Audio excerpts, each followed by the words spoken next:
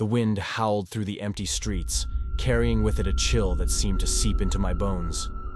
It was a night like any other, or so I thought. Little did I know, this delivery would plunge me into a nightmare that would haunt my every waking moment. As the clock struck midnight, a new order came through the app. The address was unfamiliar, nestled deep within the heart of the old town. The name on the order was simply C. Blackwood.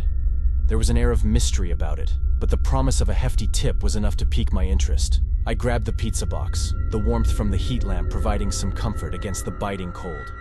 The streets grew darker and more desolate as I approached the destination. The houses seemed to lean in, casting long, eerie shadows that danced in the moonlight. I finally arrived at the address. The house loomed before me, ancient and foreboding.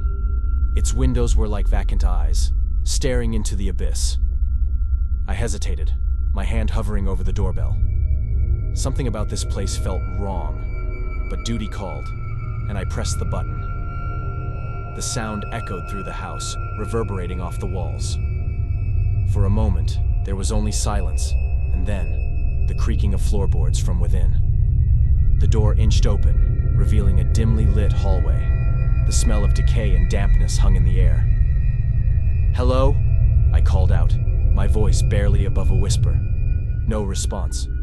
Only the distant sound of a faint, haunting melody, like a lullaby gone horribly awry. I took a cautious step forward, the floorboards groaning beneath my weight. I followed the haunting tune through the corridor, my heart pounding in my chest. The walls seemed to close in around me, as if the very house itself sought to consume me. And then, I saw her. A figure standing at the end of the hallway, bathed in a sickly green light. It was a woman, her face obscured by the shadows.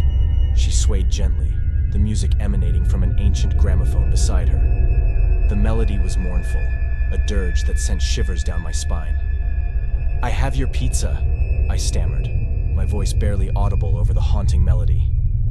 The woman turned slowly, her eyes gleaming in the dim light.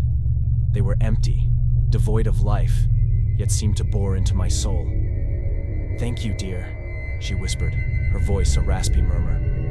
"You've come just in time." She extended a skeletal hand, the skin hanging loosely from her bones. I placed the pizza box in her cold, clammy grasp.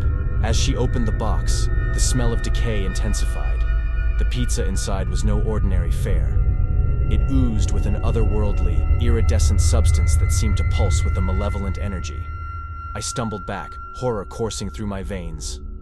"Enjoy your meal," she cackled, her laughter a chilling chorus that echoed through the house. I turned and fled, my footsteps echoing down the hallway as if pursued by unseen specters. I burst through the front door, the night air hitting me like a shockwave. I didn't stop running until I was miles away from that accursed house. When I finally caught my breath, I looked back, half expecting to see the woman's ghastly visage in the shadows. From that night on, I vowed never to venture into the old town again. The memory of that night still haunts me, a chilling reminder that some horrors are best left undisturbed. And every time I close my eyes, I hear that mournful melody, a constant refrain in the symphony of my nightmares.